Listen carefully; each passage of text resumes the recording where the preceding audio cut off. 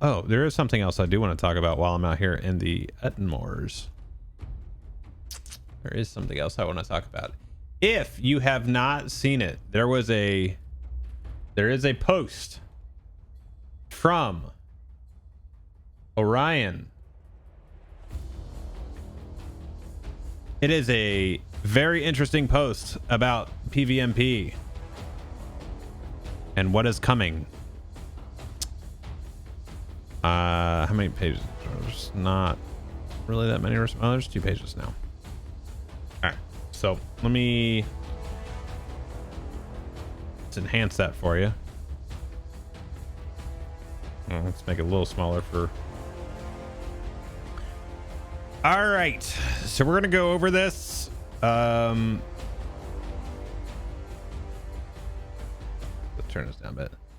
So the Ettenmoors outline for 2025. So Orion is saying it's been a few weeks since our letter to the players went live, and at intervening time, we've seen a steady population of creeps and freeps make their way into the Ettenmoors. This enduring and, dare we say, renewed vigor for the Ettenmoors is refreshing. I agree. It's been a lot of fun. I've spent almost all of my time out here recently.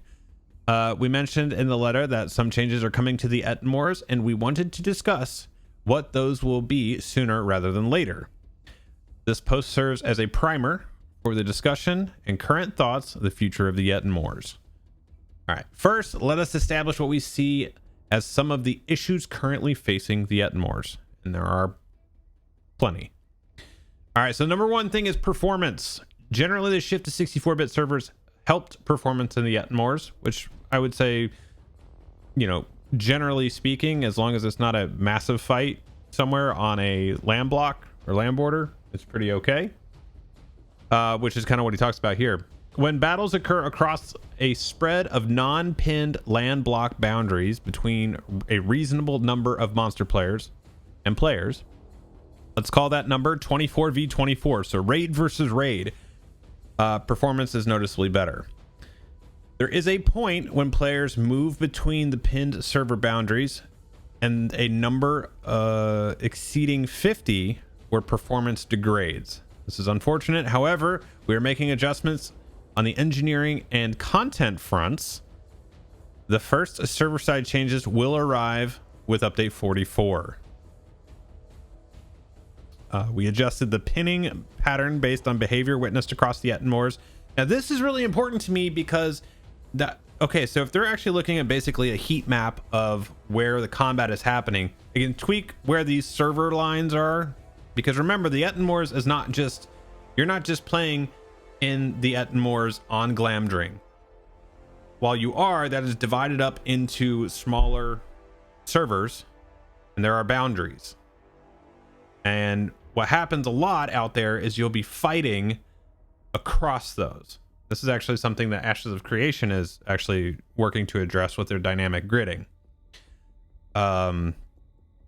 So the new pinning structure moves the server boundaries on the outskirts of the map to surround the lug TATR circle in the center of the map.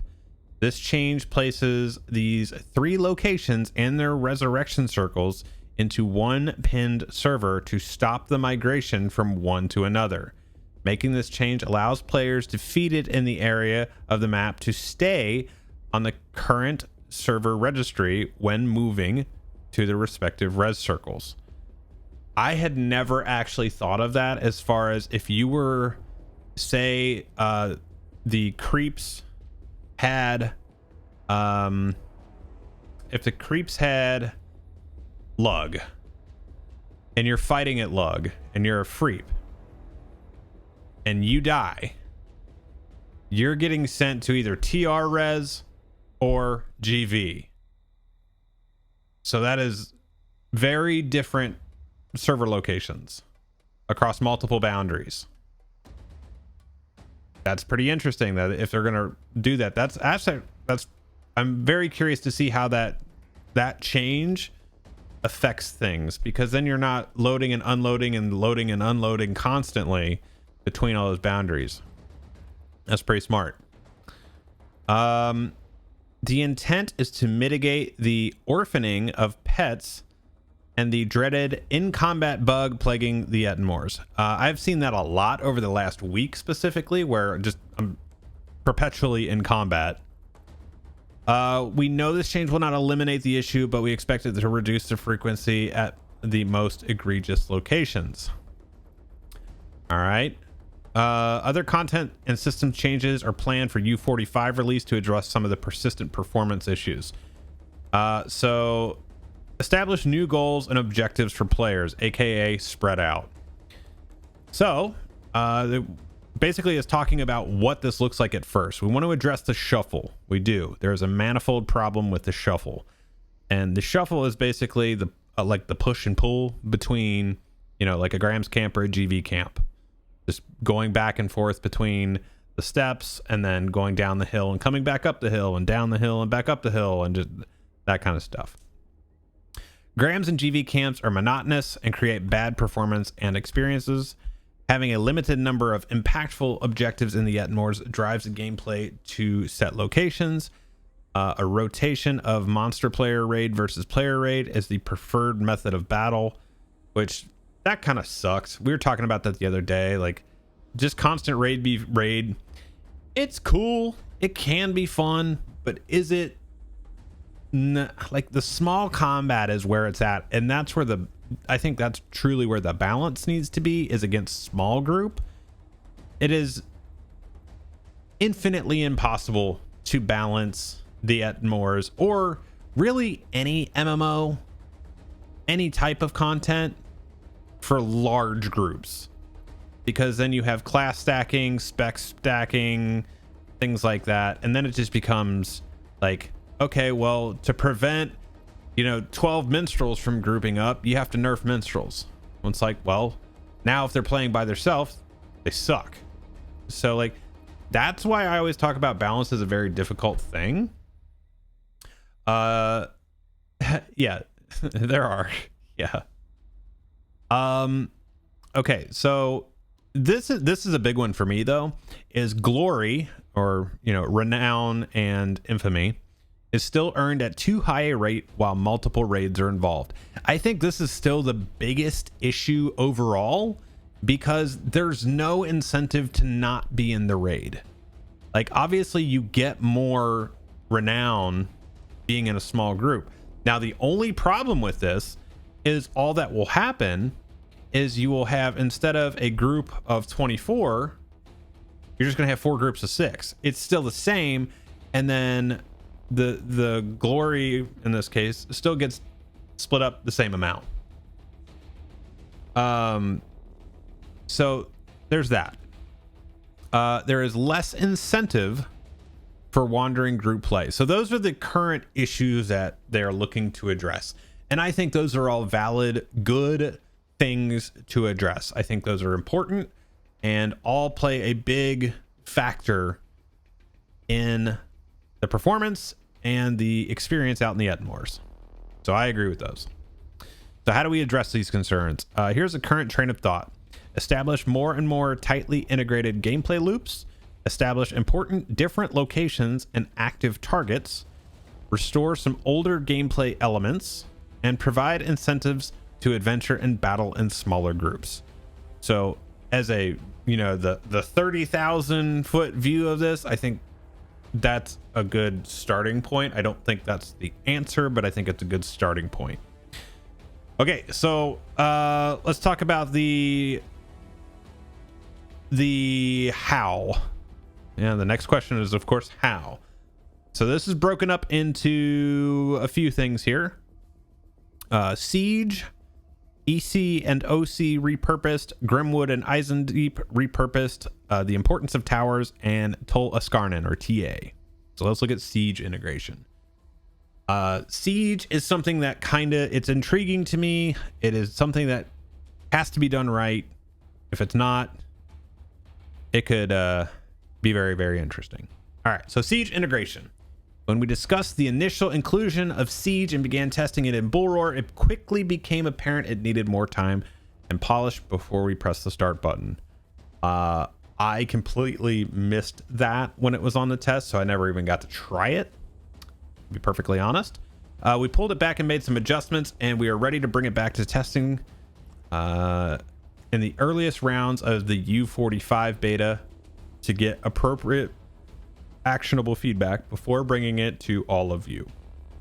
Yes, there is a measure of contradiction in stating that Siege is meant to separate the populace, since its very nature suggests a mass of people standing before massive structures laying waste to one another. But he says, bear with me. Like, okay, bearing with you. Siege integration begins with removing the unsightly hotspots we used in the initial round of implementation. What he means by that is the red squares that were on the ground. Like, they were very fixed points where you had to do, you had to use those to plant siege equipment. I do remember that because they were actually out in the real world too. You will not need to set siege weaponry up in prescribed locations. You will, but the lines won't be drawn on the ground to indicate where you can place siege weaponry. Rather, the siege weaponry can only be built in certain locations. So there's that. Well,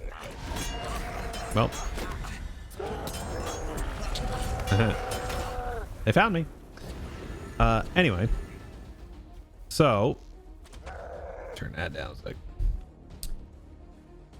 Catapults are unavailable in this iteration. While we did address their functionality and placement, we want to hold off on making them a feature of the siege at Logazag and Tirith Raw.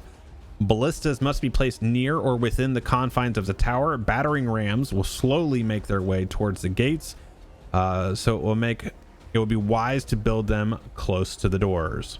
Speaking of doors, once a tower is captured, doors in the lower level will immediately spawn. This will block the opposition from entering and seal in any defenders. Leaving the tower requires jumping off the ramparts for the opposition or controllers, using a flag to leave the current owners, or using a flag to leave for current owners, but beware, re-entry to the tower becomes more difficult. Okay. So siege is going to be something that I want to see in practice. I think it'll be nice to have just a different gameplay loop out here. I think that'll be kind of fun. As with most of the changes that have ever happened in the game, there's always like this idea, and then it depends if it's utilized or not. It depends if, you know, it has to be incentivized for players to want to use it, and it has to be fun. Those are the two major components of anything in any game. Like, there has to be incentive for me to do it, otherwise I'm not going to waste my time with it. It has to be fun. I think it's pretty standard. So new EC and new OC repurposed. So Elf Camp and Orc Camp. Towers now have two methods of infiltration: batter down the doors or capture a forward camp to make your way to the back door through interconnected tunnels. I dig this. The camps of new EC and new OC begin uncontrolled when U45 opens. You must capture the flag at the location to claim it for your side of the battle. Once claimed, it will stay yours, and you can freely enter the tunnels under the Ettenmoors. This is not the Delving of Frore. That is something completely different. And it sounds like Delving of Frore is being worked on, so that should make its return at some point. Rather, these are a snaking set of tunnels dug beneath the surface of the Ettenmoors, connecting the towers of Logazag and Tirith Raw to the forward camps. Traversal through this underground complex allows you to infiltrate or return to the towers you control without dealing with roving bands on the landscape. Of course, if the opposition holds one of the forward camps, they may have scouts lurking in these tunnels. Okay, I like that. Direct access to the locations is available when you control them at both your main base and your artifact keep. So that would be like Ostringder and Dargazag. Okay, so I like the sound of that. Again, concept. Let's see how it plays out. Grimwood and Eisendeep repurposed. Okay, so as stated, the entry doors immediately spawn when TR or Lug is captured. These doors will be tougher and require battering rams to break. If you want to reinforce the exterior door or construct the interior door, you must own the Grimwood Lumber Camp. If you desire to enhance the defenses and increase the damage done by the boiling cauldrons, you must own the Eisendeep Mine. Owning these respective locations unlocks a set of quests allowing the defenders to enhance the defenses by depositing the materials found in abundance at these locations. So this kind of already exists for TR and Lug. So you kind of have that with, like, you can deposit the ore in the like you can turn in the quest to turn in the ore and the what is it, and the oil. So you can already do that, and that kind of works. So I think that'd be cool to see that expanded on and make the towers more important. Speaking of importance of towers, towers already provide bonuses when controlled. We are changing the way the bonuses are applied. The purpose changes. The proposed changes alters the bonuses you receive for controlling the tower to increase the longer you hold the location, but there is a cap to that. Tolaskarnan, no major changes to TA aside from adding the flags back to the bridges. So please weigh in here and on the official Discord. Okay, so overall, I think this is a good starting point. Again, it's a good starting point for changing some of the stuff out here in the moors. Right off the rip, though, I don't think this is going to dissuade people from running raid v raid. The only thing that will do that is this right here. As glory is still earned at too high a rate with multiple raids are involved. That is the only, like, lowering the amount that you get in a raid is the only way to discourage raid v raid all the time. Like, am I wrong in saying that? I don't think I am. I think the more people, obviously it already decreases the more people that you have involved, but I think it's still too high. Like, there has to be a circumstance for that to work, but like the performance and the experience in the small group content is almost always better, in my opinion. So like I said, I think these are interesting changes. Yeah, so being that you can get so much renown and infamy just doing nothing in a raid, I also don't like as much loss as you would get by sitting in a group, but being in GV and stuff like that, like, unless you died and got sent back to the res, if you were in combat like within the last minute, like, I think that's reasonable enough to get some renown for participating. But like, if you're back at base camp and you're still getting renown and you haven't been out there for 10 minutes, I think that's a little ridiculous. You're not contributing.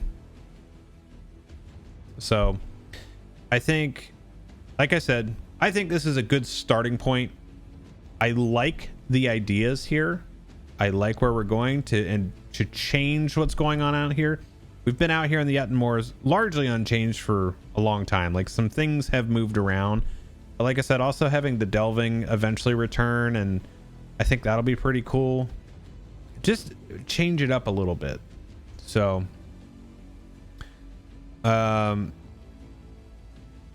yeah, I don't know. Let me know what you guys think about it, and I'm sure we'll be paying more attention to this. We will be trying to do a sit down with Orion, and it's going to be almost exclusively about PvP. Probably around sometime next month is when we're looking at doing that, so definitely keep an eye out for that. But that's all I really have for this, so let me know what you think.